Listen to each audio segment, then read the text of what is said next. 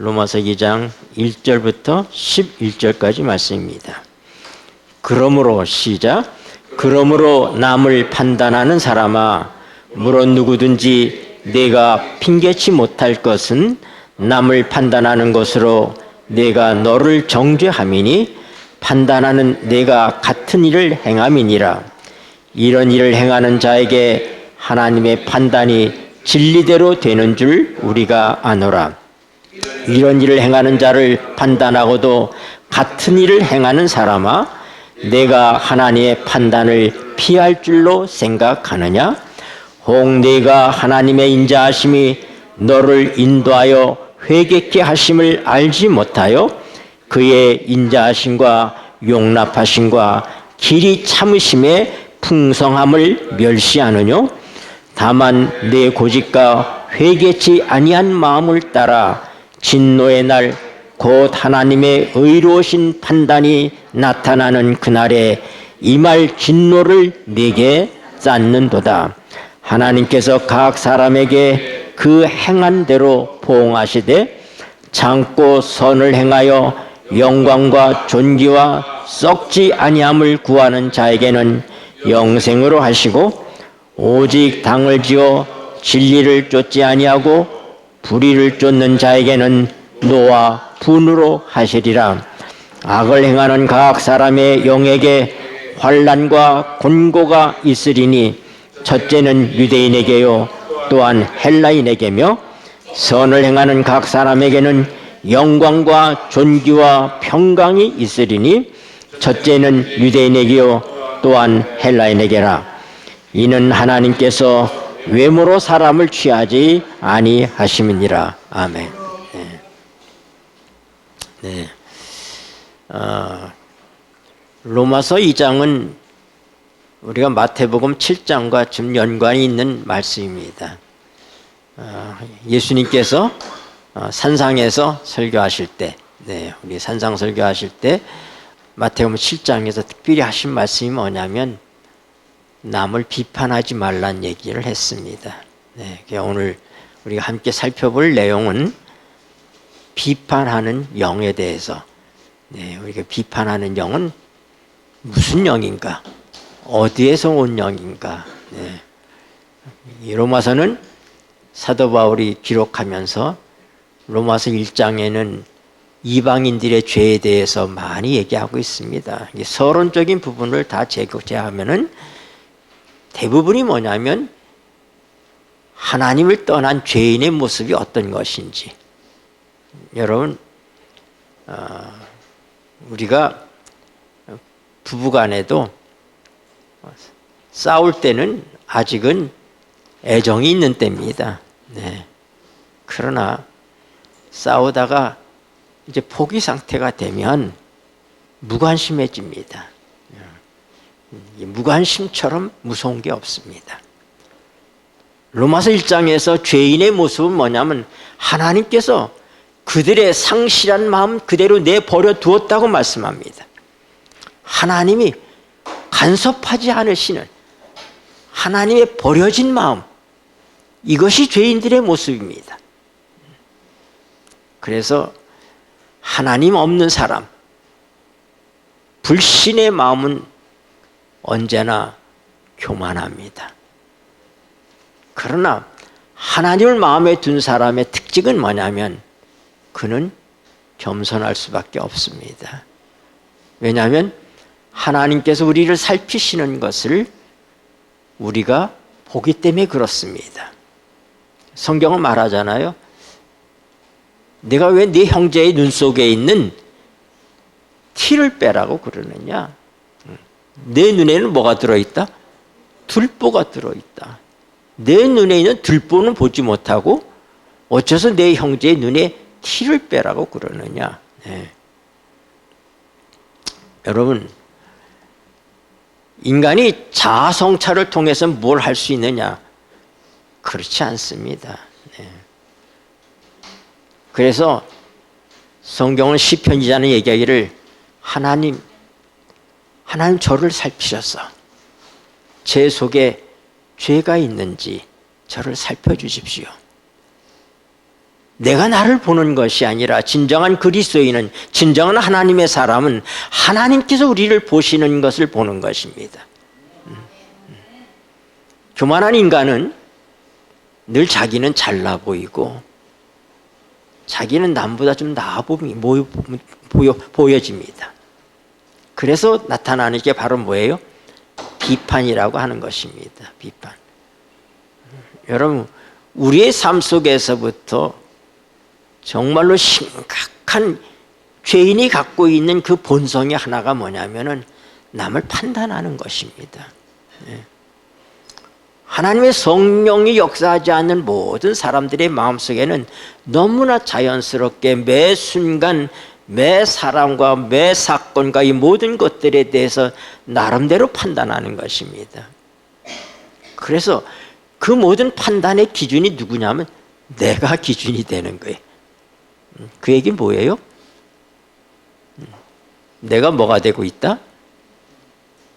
하나님이 되어 있다고 하는 거예요. 아담과 하와가, 특히 하와가 왜 선과 악을 알게 하는 지혜의 실과를 왜 먹었느냐? 사단이 이거 먹으면 내 눈이 밝아져서 선악을 분별하게 된다. 여러분, 처음 창조된 아담과 하와에게는 선악을 분별할 그럴 까닭이 없었습니다. 왜냐하면 모든 게 선했으니까요. 네. 동기 자체가 선하고 결과가 선하고 모든 게 선합니다. 제가 늘 얘기하지만은 성경이 말하는 선이라고 하는 이 개념은 어떤 것이냐면 인간이 생각하는 도덕과 다릅니다. 성경은 하나님만 선하시다고 얘기합니다. 그러므로 하나님께 속한 모든 것이 선합니다. 그러면 어떤 거예요? 뭐가 악입니까? 하나님을 떠난 것이 악입니다. 하나님 밖에 있는 것이 악입니다. 우리 모든 인간은 하나님의 생명 안에 거하면서 우리 스스로 선악을 판단할 수 있는 존재가 아니라 악이라는 건 우리가 알 필요도 없는 존재였습니다. 네, 그러나 인간이 죄를 짐으로 그들이 바랬던 것처럼 스스로 하나님의 위치에 올라가게 된 것입니다. 그래서 어떻게 해요? 남을 판단하는 거예요. 그러므로 남을 판단하는 정신은 곧 뭐냐면 하나님만이 판단하실 수 있고 하나님만이 가지고 계신 하나님의 유일한 권위에 대하여 도전하는 것이고 하나님의 권위를 침탈하는 것이 곧 비판하는 정신인 것입니다. 그 비판은 아주 무섭게 다루고 있습니다. 하나님께서 뭐예요? 우리 모두는 다 용서받은 의인들입니다. 우린 다 죄인이었지만 우리가 다 용서받은 사람들입니다. 그런데 우리가 누군가를 판단한다면 우리는 뭐예요? 우리는 우리 스스로를 하나님의 용서에서부터 나 자신을 제거해 내는 것입니다. 그리고 우리 스스로가 기준이 되어서 내가 하나님에 대해서 다른 사람을 판단하는 거예요. 우리 역사 속에서 많은 훌륭한 사람들을 우리가 보아왔습니다. 우리가 얘기하는 이 소크라테스나 플라톤 같은 철학자들, 그리고 로마 시대로 와서 또 여전히 이 스토아 철학의 많은 지식과 가르침으로 많은 사람들이 영향을 미쳤던 사람들, 뭐 여러분이 잘 아는 로마 시대의 세네카라고 하는 사람이라든지 또 로마의 16대 황제였던 마르코스 아우렐리우스, 네, 이런 사람들이 뭐 여러분이 유튜브 찾으면 당장 나옵니다. 그들이 한 명언들, 뭐 5가지 명언, 뭐 몇 가지 명언을 읽으면서 그런 글들이 나옵니다. 네. 또 우리 동양에서는 누구요? 석가라든지 공자님이라든지 맹자님이라든지 이런 많은 도덕가들이 있었습니다. 그들은 도덕을 가르친다고 가르쳤습니다. 그러나 그들은 그들이 가르친 도덕제로 그들 스스로도 살지 못했습니다. 그리고 도덕을 가르쳤지만은 어떻게 그렇게 살 수 있는지에 대한 방법과 그 능력에 대하여서 가르치지 않았습니다. 그러나 성경에서 우리 하나님께서는 우리에게 뭐예요? 우리가 어떤 삶을 살아야 될지만 말씀해 주시는 것이 아니라 그 삶을 살 수 있도록 우리에게 역사하시고 도우시는 하나님이신 것을 인해서 우리가 감사하시게 되기를 바랍니다. 그래서 일반적인 이 세상의 도덕과 성경에서 말하는 도덕은 다릅니다. 네. 인간이 만들고 인간이 창안하고 인간이 연구한 도덕이 세상을 변화시키지 못했습니다. 사람을 바꾸지 못했습니다. 그러나 우리는 하나님의 말씀을 통해서 단순하게 인간이 변하는 모습들을 우리는 역사 속에서 너무도 많이 보아온 것입니다. 여러분, 이 비판이라고 하는 것, 제가 한 절 성경을 좀 먼저 좀 읽어야 될 것 같아요. 네. 로마서 1장으로 좀 넘어가서 보십시다. 로마서 1장 21절입니다. 하나님을 알되 읽겠습니다. 시작. 하나님을 알되 하나님으로 영화롭게도 아니하며 감사치도 아니하고 오히려 그 생각이 허망하여지며 미련한 마음이 어두워졌나니. 네. 모든 인간에게 하나님을 알만한 것을 하나님께서 주셨다고 로마서 1장에서 말씀하고 계십니다. 네. 우리는 비록 교회 다니지 않아도 하나님이 계시다는 것을 우리는 알 수 있습니다. 왜요? 하나님이 만드신 이 우주 삼라만상의 모든 하나님이 창조한 세계를 바라볼 때 우리는 하나님이 계시다는 사실을 인정할 수밖에 없습니다. 만유인력 법칙을 발견한 뉴턴이라는 과학자를 우리가 압니다. 그는 이 천체를 연구했어요. 그래서 늘 하늘을 보고 이 광활한 우주에 대한 연구를 그가 했기 때문에 그가 이제 백과사전을 만들었어요. 그래서 20년 동안 원고를 썼습니다. 그래서 이제 원고가 이제 마쳤어요. 이제 출판만 하면 되는 이제 원고를 다 써놓고 그리고 이제 이제 너무 시원하니까 너무 기쁘니까 바람 좀 쐬겠다고 잠깐 나갔습니다. 나갔는데 문이 잠깐 열린 사이로다가 강아지가 한 마리 들어와서 촛불을 넘어뜨리는 바람에 그 모든 게 다 잿더미가 되고 말았습니다.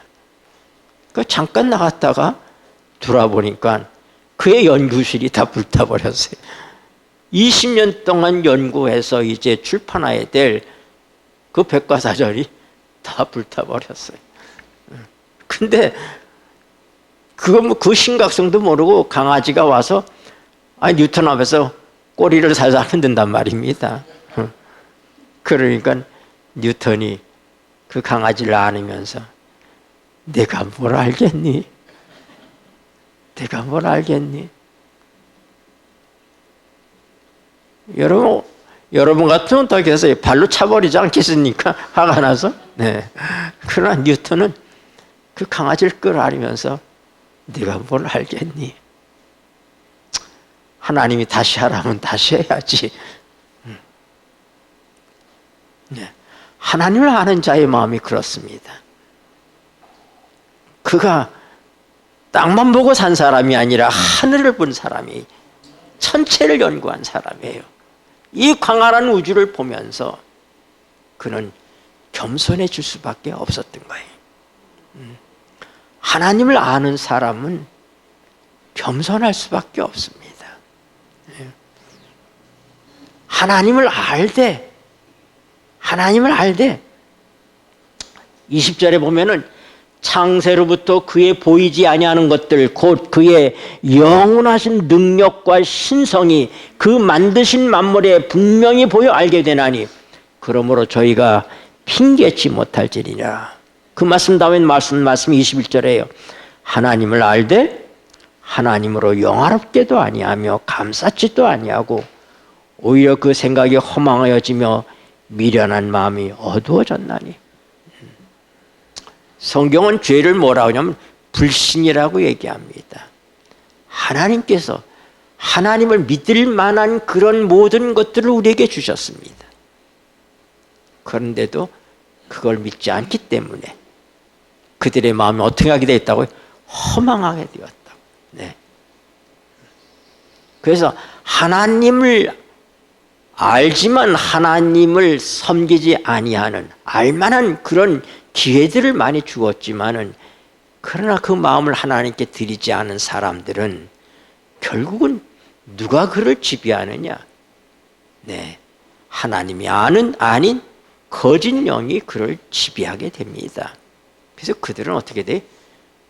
하나님과 상관없는 삶을 살아가게 됩니다. 그렇게 살아가는 사람들의 모습이 뭐라고요? 가장 대표적인 게 뭐라? 비판하는 정신이다. 네, 비판하는 영입니다. 로마서 1장 우리가 읽었던 말씀 가운데 9절 읽겠습니다. 9절과 10절. 악을 행하는 읽겠습니다. 시작. 악을 행하는 각 사람의 영에게 환난과 곤고가 있으리니 첫째는 유대인에게요 또한 헬라인에게며 선을 행하는 각 사람에게는 영광과 존귀와 평강이 있으리니 첫째는 유대인에게요 또한 헬라인에게라. 네. 악을 행하는 각 사람에게 영에게는 환난과 곤고가 있을 것이라고 얘기했어요. 여러분이 또 이것도 이제 우리 영에 대해서 공부를 좀 많이 했으니까 이것도 역시 이 푸뉴마 스피릿 영어로 하면 스피릿 영인 줄 아는데 아닙니다. 이건 번역을 영이라고 했지 이거는 푸스키입니다.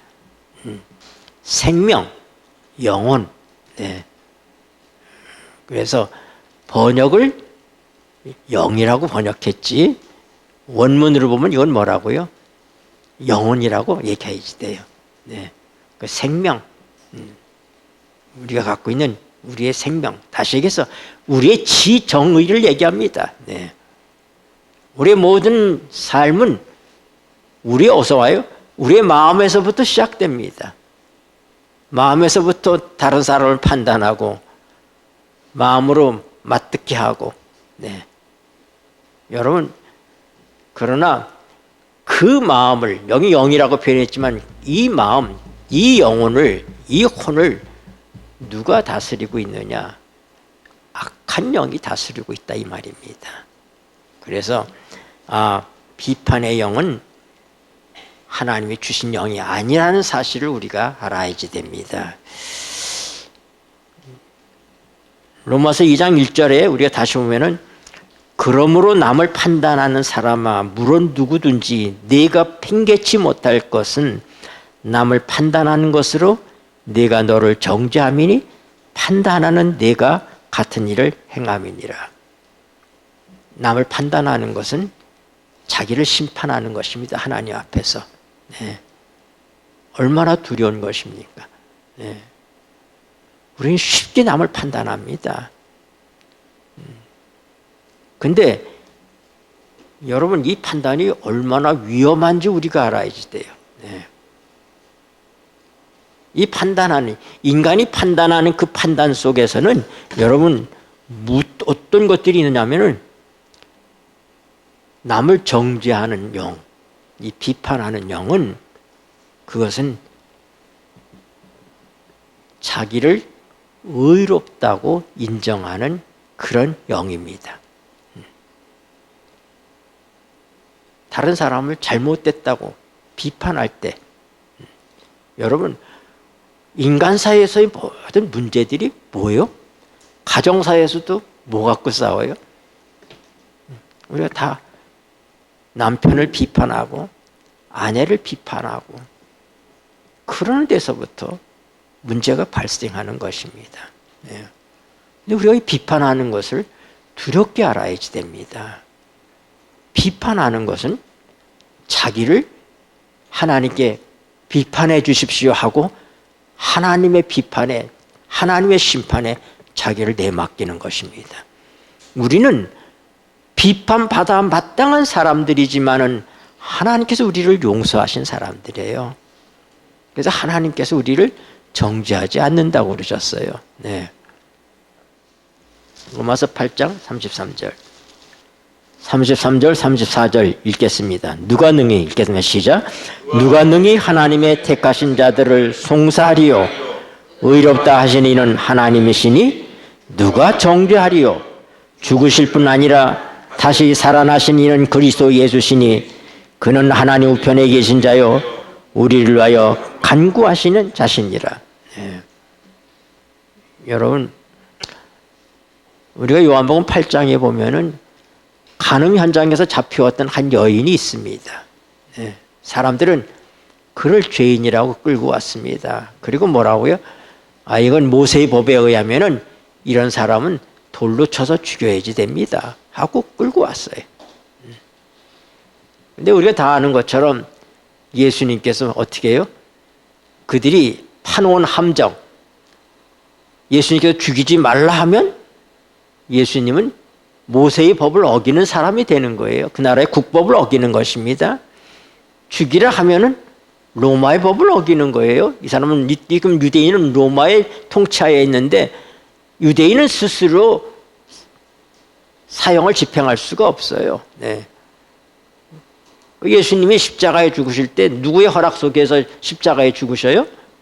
빌라도, 로마 대총독 빌라도의 허락하에서 돌아가시게 되잖아요. 그러니까 예수님이 죽이지 말라 하면 뭐라고요?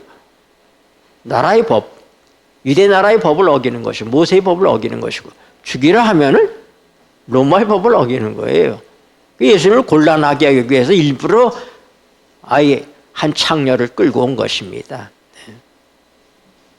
예수님께서 뭐라고 말씀하셨는가? 죽여라 그랬어요. 죽여라. 근데 어떻게 죽이라고요? 죄 없는 놈이 죽여라. 죄 없는 사람이 죽여라고 얘기했어요. 예수님이 죽이지 말라 했으면 모세의 법을 범하는 사람이 됐을 겁니다. 예수님은 죄 없는 사람이 죽여라. 죽이지 말라고 한 게 아니에요. 죽일 수 있는 자격 있는 사람이 있으면 죽여라. 그 사람을 정죄할 수 있는 사람이 아무도 없는 것이에요. 왜? 다 죄인이니까. 영감의 글들에 보면 성질 급한 사람들이 자기가 의롭다는 것을 증명하기 위해서 제일 먼저 돌을 들어가지고 이제 돌로 치려고 하는데 예수님이 그 사람을 딱 보셨다고 그랬어요. 그 사람들 보고 그 다음에 땅에다 쓰셨어요. 그 사람이 자석에 끌리듯이 와가지고 뭘 쓰는지 봤더니 자기만 아는 죄가 거기에 쓰여 있는 거예요. 이렇게 해서 모든 사람이 다 도망가 버렸어요. 네. 예수님이 그 여자에게 묻습니다. 너를 정죄하던 자들이 어디 있느냐? 그랬더니 그가 고개를 들고는 이제 죽을 줄 알고 벌벌 떨고 있었던 그 여자가 고개를 들고 주여 아무도 없나이다.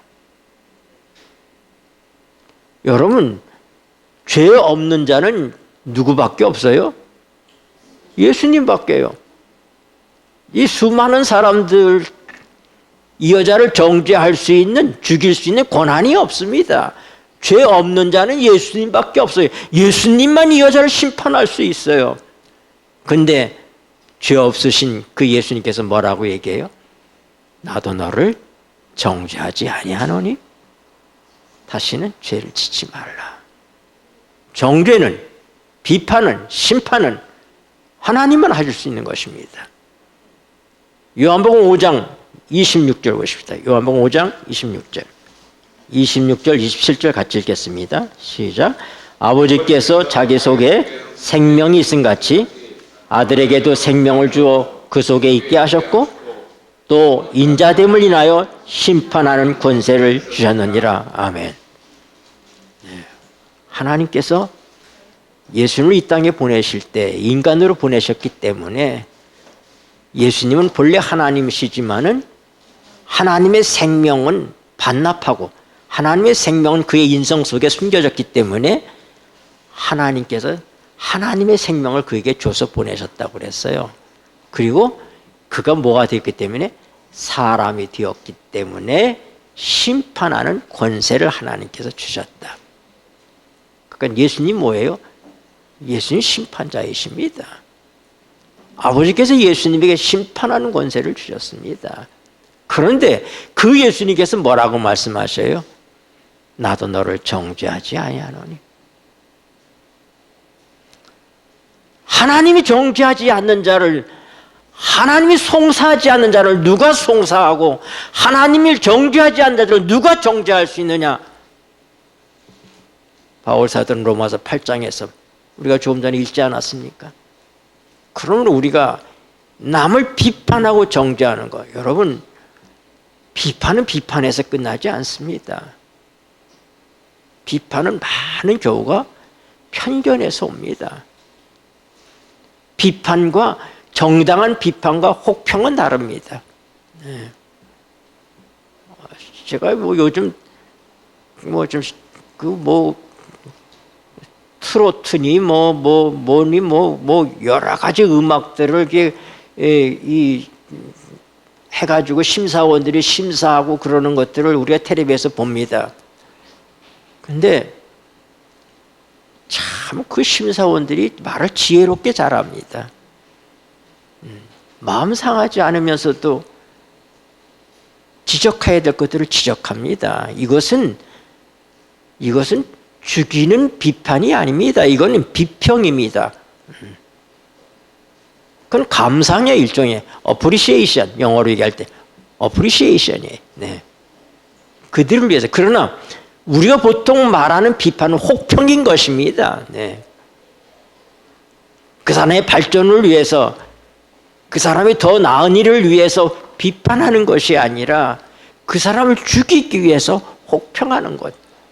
이것이 지금 성경이 말하고 있는 비판입니다.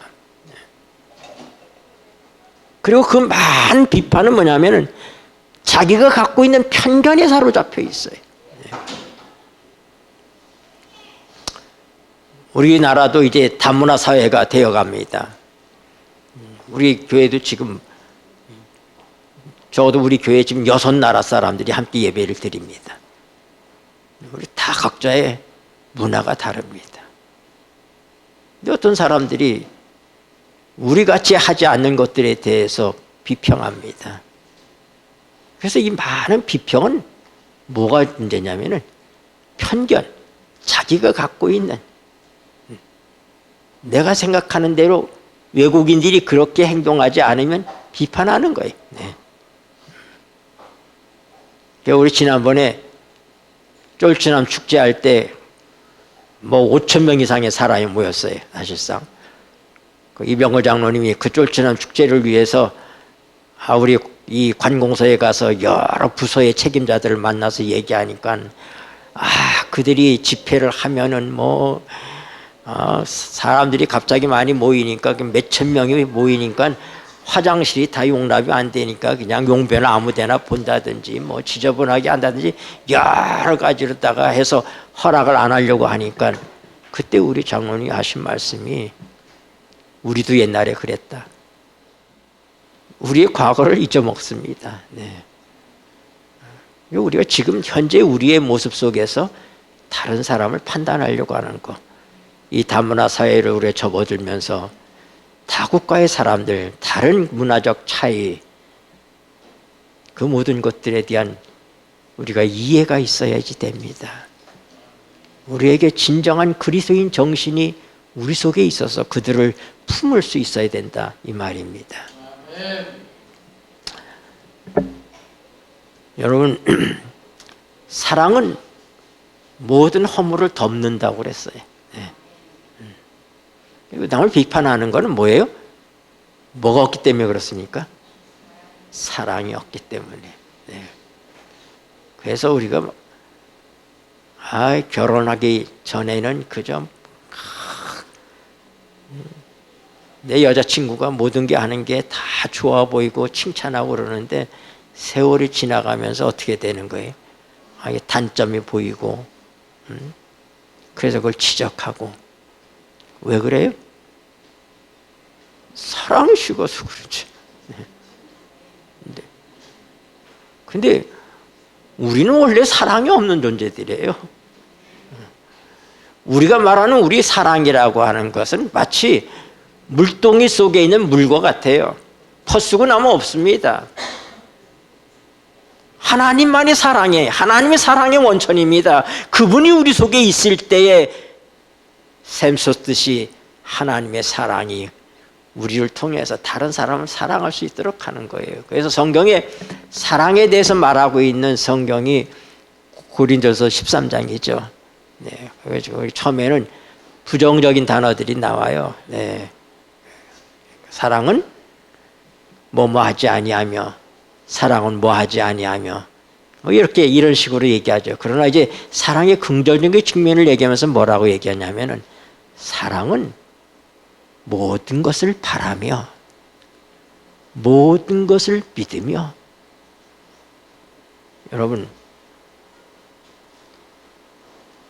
여러분의 자녀가 만약에 연주회에 나가서 연주를 한다고 생각하면은 그 엄마나 아버지가 거기 참석했을 때 어때요? 마음이 아주 조마조마하죠. 네, 네. 근데 무슨 마음이요? 실수하지 않고 잘하기를 바라는 마음. 이게 사랑인 거예요. 사랑은 모든 것을 바라며 모든 것을 믿으며 모든 것을 견디느니라. 네. 잘 되기를 바라는 마음. 네. 그러나 비판하는 정신은 흠을 찾으려고 그러는 거예요. 뭔가 실수하기를 바라고 잘못되기를 바라고, 그래서 투집을 잡고 정당하게 잡을 수 없으면은 뭐 만들어서라도 어떻게 단점을 끄집어내고 싶어 하는 거. 이게 사단의 정신이에요. 비판의 영은 무슨 영이라고요? 사단의 영입니다. 네. 우리 스가랴서에 있는 말씀 봅시다. 스가랴 3장 1절부터 4절. 대제사장 여호수아 읽겠습니다. 시작. 대제사장 여호수아는 여호와의 사자 앞에 섰고 사단은 그의 우편에 서서 그를 대적하는 것을 여호와께서 내게 보이시니라. 여호와께서 사단에게 이르시되 사단아, 여호와가 너를 책망하노라. 예루살렘을 택한 여호와가 너를 책망하노라. 이는 불에서 꺼낸 그슬린 나무가 아니냐 하실 때에 여호수아가 더러운 옷을 입고 천사 앞에 섰는지라. 여호와께서 자기 앞에 선 자들에게 명하시고 그 더러운 옷을 벗기라 하시고 또 여호수아에게 이르시되 내가 네 죄가를 제하여 버렸으니 내게 아름다운 옷을 입히리라 하시기로 내가 말하되 정환관을 그 머리에 씌우소서 하매 꼭 정환관을 그 머리에 씌우며 옷을 입히고 여호와의 사자는 곁에 섰더라. 아멘. 네, 여러분 여기 지금 여호와의 사자와 또 사단과 또 대제사장 여호수아 여러 사람이 등장합니다. 그렇죠?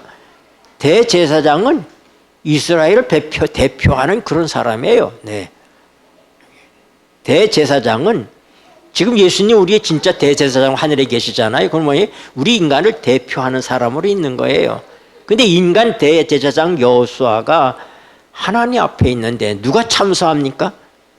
사단이 참소하는 거예요. 그러니까 사단이란 뜻 자체가 뭐냐면은 대적자, 참소자 이런 뜻입니다. 네. 마귀라고 하는 얘기는 꼬이는 자, 속이는 자, 이것이 이제 마귀라는 뜻이고, 사탄이란 말은 대적한다 이런 뜻입니다. 여러분, 여호수아가 무슨 옷을 입고 있었어요? 더러운 옷을 입고 있었습니다. 네. 사단이 더럽지 않은 것을 더럽다고 말한 것이 아닙니다. 더러운 것을 더러운 것이라고 말했습니다. 우리의 비판은 근거가 있습니다. 어떻든 간에 뭔가 잘못됐기 때문에, 더럽기 때문에 사단이 참소하는 것처럼 그렇게 참소하는 것입니다. 그러나 하나님께서 그 참소를 받지 아니하십니다. 뭐라고 말씀하셔요?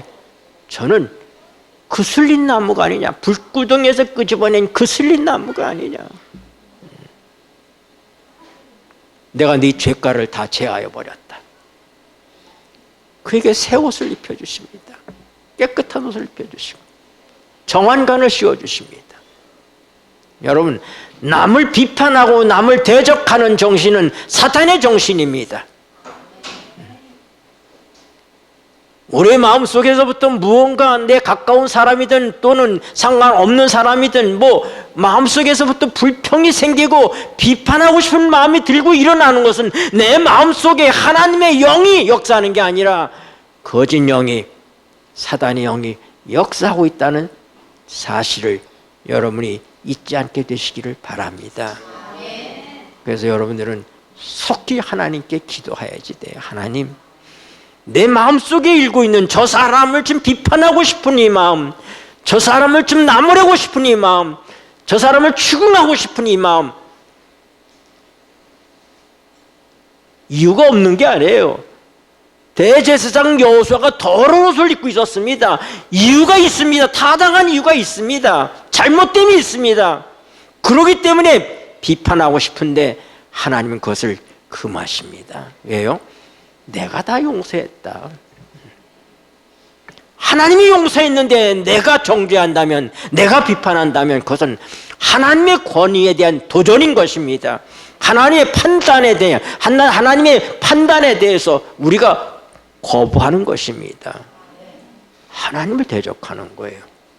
그게 사단의 정신인 거예요. 그래서 이 비판이 얼마나 무서운 것인지를 우리가 알아야지 됩니다. 여러분, 우리는 다 대제사장 여호수아 같고 간음 현장에서 잡혀온 막달라 마리아와 같습니다. 우리에게는 허물과 죄가 많습니다. 문제가 있습니다. 그러나 하나님께서 우리에게 그것을 지적하고 비판하고 정죄하라고 말하지 않았어요. 한 번은 사마리아에서부터 예루살렘으로 가고 있는데 예수님이 사마리아에서부터 예루살렘으로 가기 때문에 사마리아 사람들이 예수님을 영접하지 않았습니다. 그랬더니 요한과 야고보가 뭐라고 얘기했냐면, 예수님, 하늘에서 불이 내려서 저들을 멸하도록 그렇게 할까요? 하고 얘기했어요. 그때 우리 성경에는 네가 지금 무슨 말을 하고 있는지 네가 모르는구나 하고 얘기했는데, 원어 성경이나 영어 성경이면은 지금 내가 무슨 영으로, 네가 무슨 영으로다가 이 말을 하고 있는지 네가 모른다. 남을 비판하는 것, 남을 망가뜨리는 것, 남을 세우지 않고 무너뜨리고자 하는 것은 사단의 영입니다. 하나님의 영은 사랑하고 덮어주고 잘되기를 바라고 믿고 그리고 끝까지 견뎌주는 것입니다. 노아가 그 옛날에 그 포도주를 짜가지고, 지금처럼 그렇게 우리가 보관하는 것이 잘 안 됐으니까 옛날에 포도주를 놔두면 다 술이 됐습니다. 그러니까 그걸 먹으면 다 취하게 돼 있는 거예요. 노아가 노년에 그거 먹고 취해서 벌거벗고 누워 있었더니 어떻게 했어요? 함이 그걸 보고는 손가락질하고 자기 형제한테 와가지고 아버지 저거 저렇다고 얘기했어요. 그랬더니 셈과 야벳이 아버지의 하체를 보지 않기 위해서, 벗음을 보지 않기 위해서 이불을 들고 뒷걸음질 쳐서 가서 아버지를 덮어드렸습니다. 그래서 노아가 나중에 이 세 자녀를 축복할 때 함을 저주하고 셈과 야벳을 축복한 거예요. 네. 남의 허물을 덮어주는 것이, 그것이 하나님의 사랑입니다. 네. 왜 함이 저주를 받았는가? 너가 잘못해서 실수해서 술 먹고 벌거벗고 있으니 그거 잘못된 건 맞습니다. 그러나 그것을 들추어내고 그것을 흉보는 것이 아니라 셈과 야벳은 뒷걸음질 쳐서 가서 아버지를 덮어드리는, 이것이 진정한 하나님의 사람의 모습인 것입니다. 여러분, 우리 자신을 살펴볼 때, 하나님의 살피시는 살피심으로 내 자신을 바라볼 때, 우리가 얼마나 허물과 죄가 많고 얼마나 실수가 많고 어떤 존재인지 우리가 알 수 있습니다. 그러나 하나님이 나를 깨끗하게 해주셨고 하나님이 나를 정당하게 해주셨고 하나님이 나를 정죄하지 않는다고 그렇게 말씀하셨기 때문에 이 부족한 죄인도 오늘 이 자리에 서서 말씀을 전할 수 있는 것입니다. 그러므로 우리는 누구를 정죄할 수 있는 권한을 하나님께서 주지 않았다는 사실을 알아야 될 것입니다. 용서받은 자만 용서할 수 있습니다. 내가 진정으로 용서받았다면, 내가 10,000달란트를 정말로 탕감받았다면 100데나리온 빚진 자를 감옥에 갖다 놓지 않았을 것입니다. 진정한 용서를 경험한 하나님의 참 용서의 사람들이 되셔서 주님의 눈으로 내 형제들을 보시게 되길 바랍니다. 잘 되기를 바라시다. 그를 믿어주고 기다리고 견디는 것입니다. 기도하시겠습니다. 고마우신 하늘아버지, 우리를 믿어주시고 우리가 잘 되기를 바라시고 끝까지 참아주시는 하나님의 사랑을 인하여 감사를 드립니다. 하나님의 영이 우리 속에 있어서 하나님 우리를 대우하신 것처럼 우리도 우리의 가족들과 우리의 이웃을 하나님의 성령의 역사하심 속에서 그렇게 바라볼 수 있도록 도와주시고 그렇게 더불어 살아가는 저희가 되게 하여 주시옵소서. 우리 구주 예수 그리스도 이름으로 간절히 기도드리옵나이다. 아멘.